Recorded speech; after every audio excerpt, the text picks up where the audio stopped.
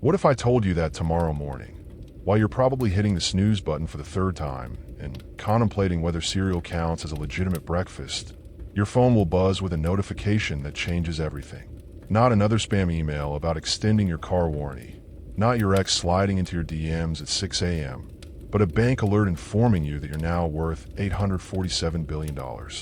Not a typo, not a dream, not some Nigerian prince finally delivering on his promise.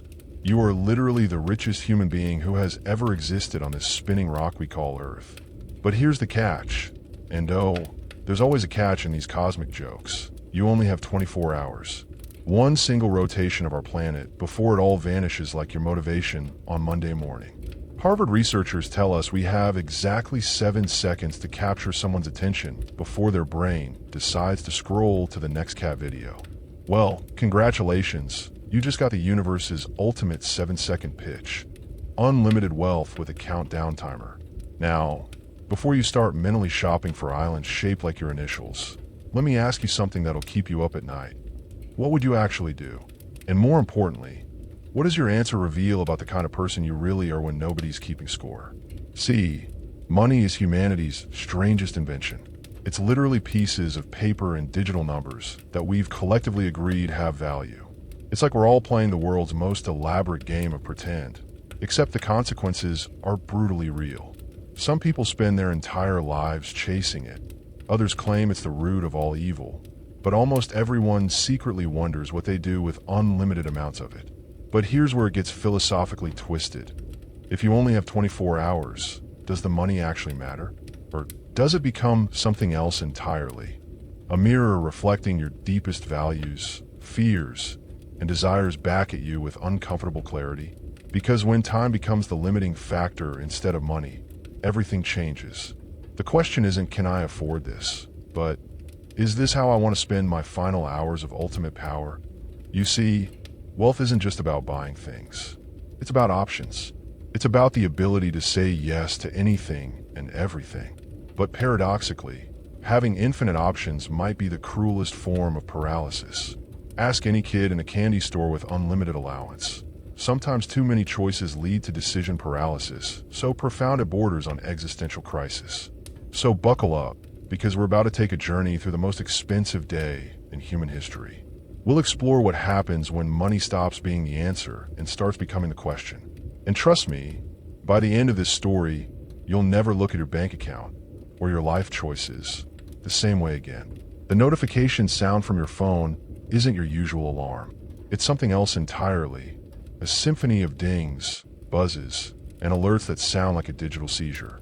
Your half-conscious brain assumes it's some app having a meltdown, but as you reach for the device to silence it, the screen nearly blinds you with notifications. Bank alert, investment portfolio update, news mention, stock market notification, another bank alert, and another, and 17 more after that. Your first coherent thought isn't excitement or disbelief, it's annoyance. Because this is clearly some elaborate scam, right?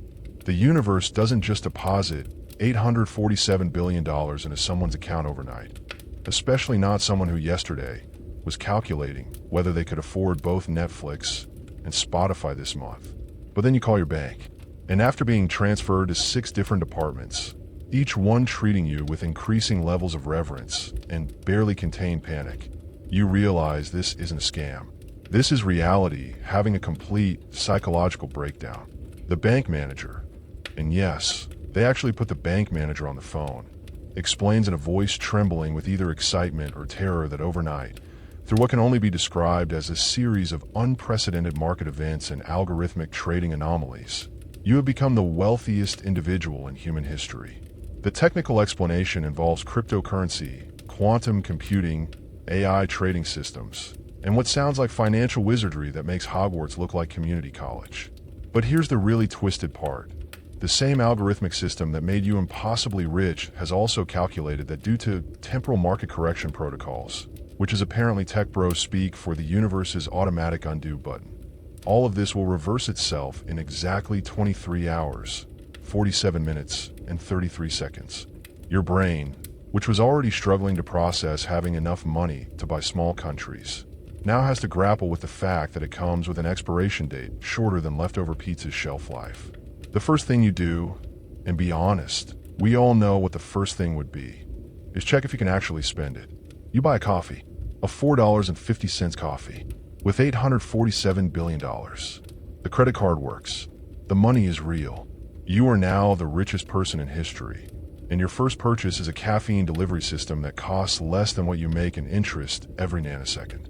The barista, completely oblivious to the fact that they just served coffee to someone who could buy Starbucks, asks if you want extra foam. You say yes, because when you have unlimited money for 24 hours, you get the damn foam. But as you sit there, staring at your coffee, which, by the way, tastes exactly like it did when you were broke, something strange happens. The initial rush of possibility starts morphing into something else, something heavier, because every second you spend deciding what to do is a second you can never get back. And unlike money, time doesn't earn interest. You pull out your phone and start researching. How fast can money actually move? How quickly can you make meaningful changes? And that's when you discover the beautiful, frustrating truth about wealth. It's not actually about the money. It's about the systems, the networks, the relationships, and the trust that money represents. You can't just throw cash at problems and expect them to disappear. Even with infinite resources, you're still constrained by the speed of human decision-making, bureaucracy, and the fundamental laws of physics. But then you have an idea.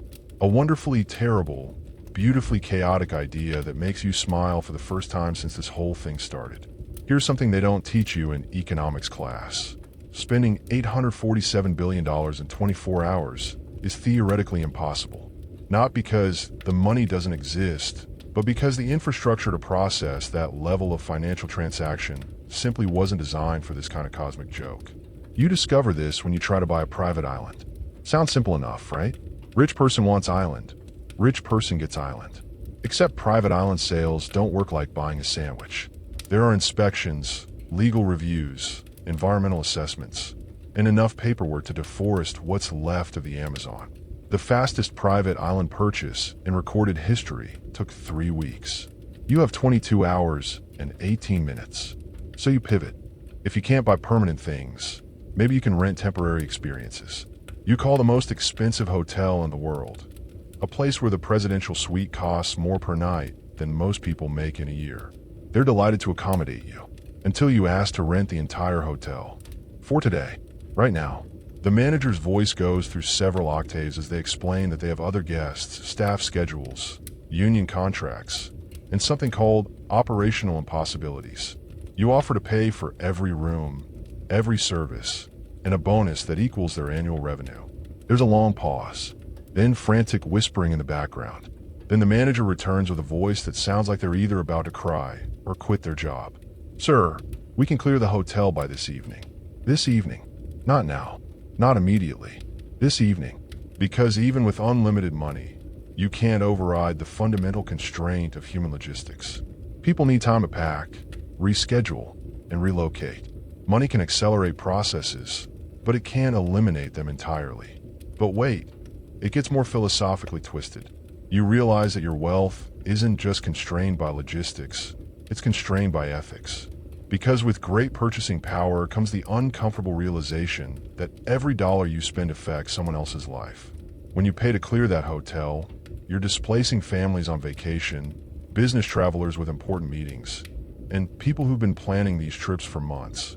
So you do something that surprises even yourself. You pay for the hotel but tell them to keep all existing guests. Instead, you'll just book every available space for future dates. You're essentially prepaying for experiences you'll never have, for a future where you won't have this money. It's the most expensive act of consideration in human history. This is when you start understanding something profound about wealth. It's not just about what you can buy. It's about the responsibility of choosing what you should buy. Every purchase is a vote for the kind of world you want to create. And when you have unlimited votes, that responsibility becomes overwhelming. You try buying art next. There's something poetic about owning humanity's greatest creative achievements, even if just for a day. But here's where things get weird. Art isn't really for sale the way you think it is. The most valuable pieces are in museums, private collections, or tied up in legal frameworks that make international diplomacy look simple. You can't just walk into the Louvre and buy the Mona Lisa, even with $847 billion. Some things, it turns out, aren't actually for sale at any price. So you commission new art instead. You contact every artist you can find and offer them life-changing amounts of money to create something, anything today. Painters, sculptors, musicians, writers, digital artists. You become a one-person renaissance, funding hundreds of creative projects simultaneously. And this is where something beautiful happens. Artists, unlike hotel managers and island brokers, can actually create something valuable in real time.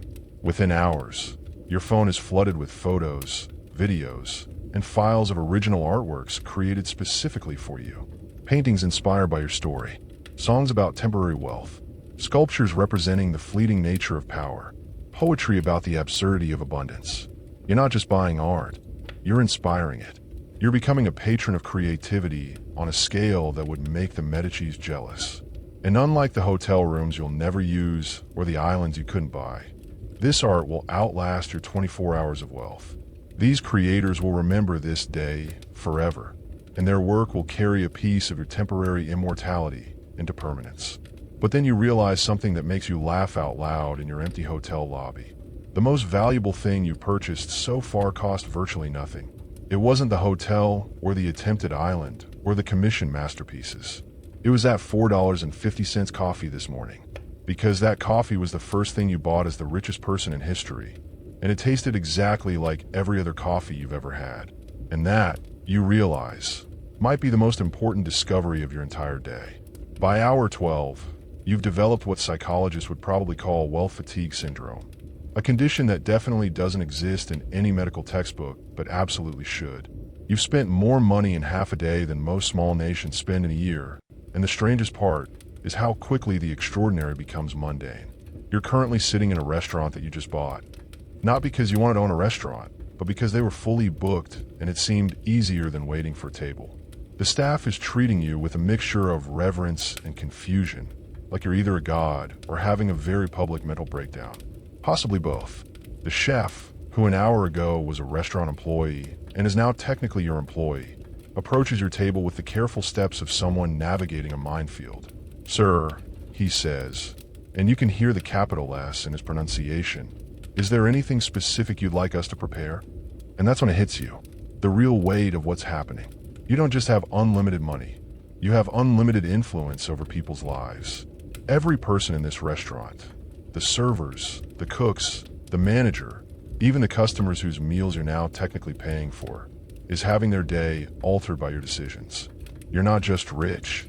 You're temporarily omnipotent within the realm of human commerce. This realization triggers what can only be described as an existential panic attack. You excuse yourself to the bathroom and stare at your reflection in a mirror that you technically own. The face looking back at you is the same one that woke up this morning, but the context has changed everything.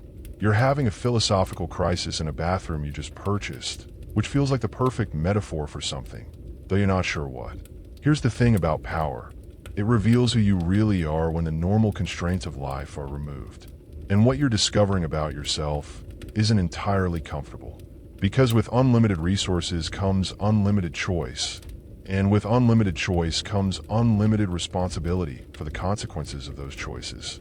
You think about calling your family, but then realize how impossible it would be to explain this situation.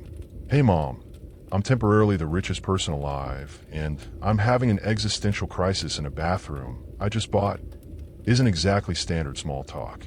Plus, you'd spend the entire conversation trying to convince them you're not having a psychological breakdown, which might be challenging since you're not entirely convinced of that yourself. Instead, you decide to do something that feels both completely logical and utterly insane.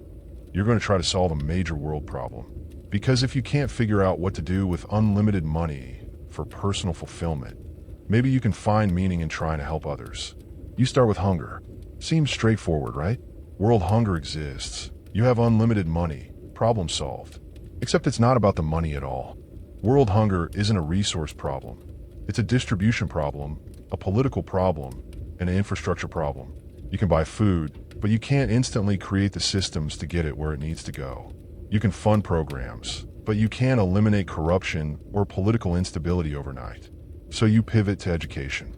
You contact universities and offer to pay for anyone who wants to attend. Full scholarships for everyone, effective immediately. The responses are enthusiastic but complicated. Admissions processes, academic prerequisites, capacity limitations, accreditation requirements. All of these things take time that you don't have. You try healthcare next. You offer to pay off medical debt for entire hospitals worth of patients. The legal departments are thrilled, but explain that debt forgiveness involves complex financial instruments, regulatory compliance, and tax implications that require weeks or months to process properly. This is when you realize the most frustrating truth about wealth. Money can't buy time, and most meaningful change requires time. You can fund solutions, but you can't implement them instantly. You can provide resources, but you can't bypass the human systems required to use those resources effectively. But then you have another realization, one that's both humbling and empowering. Maybe the goal isn't to solve everything. Maybe the goal is to plant seeds that will grow after your 24 hours are over. So you start making different kinds of investments. You fund research projects that were stalled for lack of resources. You provide grants to small organizations that are already doing good work, but need capital to scale. You invest in artists, inventors, scientists, and social entrepreneurs who have ideas, but not resources. You're not trying to be a savior. You're trying to be a catalyst. You're using your temporary power to remove barriers for people who are already trying to make positive changes. Instead of trying to direct the symphony, you're buying instruments from musicians who already know how to play. And something interesting happens. This approach actually works. Within hours, you start receiving messages from researchers who can now afford to run experiments they've been planning for years. From inventors who can finally build prototypes. From social workers who can expand their programs. From teachers who can purchase supplies they've been wanting. You're not changing the world directly, but you're empowering people who are already changing it. You're removing the friction of limited resources from human creativity and compassion. But with 8 hours left, you realize there's one more thing you need to do. Something personal. Something that has nothing to do with charity or investment or responsible wealth management. You need to figure out what this day has taught you about yourself. With 4 hours remaining, you find yourself in the strangest place you've been all day, completely alone. You've rented an entire observatory, because apparently when you have unlimited money and are questioning the nature of existence, looking at stars feels appropriate. The physicist who normally runs the place, Dr. Sarah Chun, according to her name tag, agreed to stay and operate the equipment, partly because you're paying her a year's salary for 4 hours of work, but mostly because she's fascinated by your story. Scientists, it turns out, are intrigued by unprecedented phenomena, even when that phenomenon is temporary billionaire syndrome. So, she says while adjusting the telescope's focus, having unlimited money for a day must be like having access to a particle accelerator for just one experiment. What do you choose to collide? Her metaphor is so perfect it makes you laugh, because that's exactly what this has been, a collision experiment. You've been smashing your normal self against unlimited resources to see what particles of personality get scattered in the aftermath. I thought I'd figured out what kind of person I am, you tell her while gazing at Jupiter's moons through equipment that costs more than most people's houses. But apparently, I had no idea. Dr. Chen nods knowingly. Extreme conditions reveal properties that don't manifest under normal circumstances.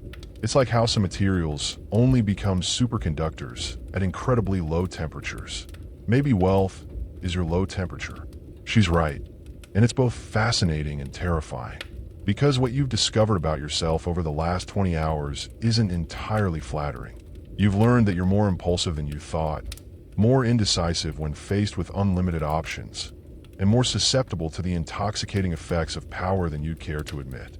But you've also discovered that you're more generous than you expected, more creative when constraints are removed, and more concerned with long-term impact than immediate gratification.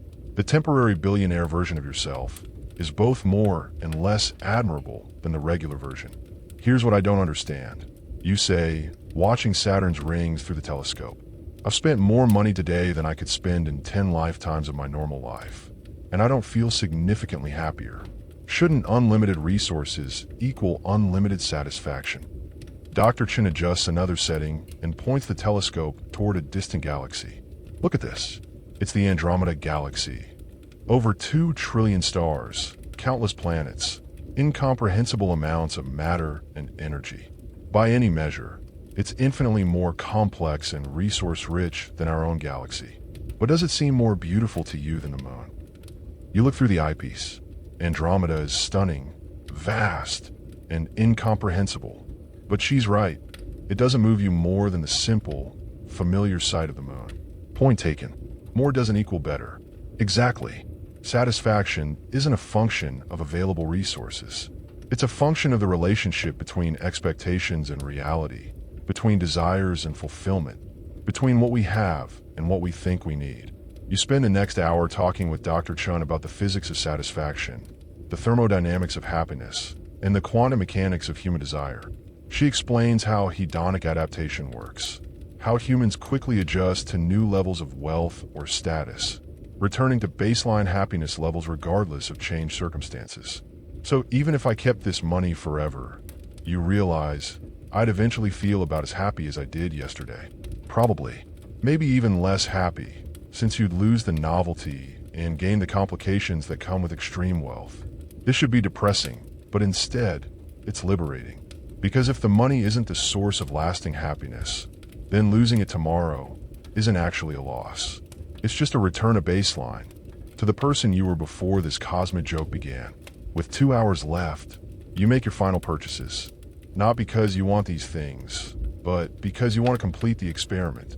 You buy a vintage wine that's older than your country. You purchase a painting by an artist whose name you can't pronounce, but whose work moves you to tears. You acquire the rights to a song that played during your first kiss, just because you can. And with 30 minutes remaining, you do the most expensive thing you've done all day. You sit in your car in an empty parking lot and call your family. Not to tell them about the money. That story is too complicated and too temporary to share. But to tell them you love them, that you've been thinking about what's important in life, and that you're excited to see them soon. These phone calls cost you nothing and everything. Nothing, because they're just regular conversation with people you talk to regularly. Everything, because they remind you that the most valuable things in your life, love, relationship, health, purpose, can't be purchased at any price. At 6:47 a.m. the next morning, your phone buzzes with a single notification. Bank alert. Account balance correction processed. You check your account. $247.83. Exactly what it was 24 hours ago, minus the $4.50 you spent on that first cup of coffee. The richest day in human history is over. You lie in bed for a moment, waiting to feel devastated, waiting for the crushing weight of loss. The mourning for a life of luxury that lasted exactly one rotation of the earth. But instead, you feel something unexpected, relief. Because here's what 24 hours of unlimited money taught you. Wealth isn't about having unlimited options. It's about making meaningful choices within your constraints. It's not about buying whatever you want. It's about discovering what you actually need. It's not about the power to change everything. It's about the wisdom to change the things that matter. You get up, get dressed, and walk to the same coffee shop where this adventure began. You order the same $4.50 coffee with extra foam. It tastes exactly like it did yesterday when you were the richest person alive. Which is to say, it tastes perfect. The barista, the same one from yesterday, smiles and asks how your day is going. You consider telling them about your temporary financial omnipotence, your existential crisis in a restaurant bathroom, your philosophical conversation with an astrophysicist, and your discovery that happiness is a quantum phenomenon that exists independent of bank account balances. Instead, you smile back and say, "It's been interesting. How's yours?" Because some stories are too big to tell and too personal to share. Some experiences change you in ways that can only be understood by living them. And sometimes, the most profound adventures leave you exactly where you started, but with a completely different understanding of where that actually is. As you walk home with your coffee, you realize that yesterday, you were temporarily the richest person on earth. But today, you're something even more valuable. You're someone who knows that wealth and worth are completely different things. And that knowledge, unlike temporary billions, is something that will compound interest for the rest of your life.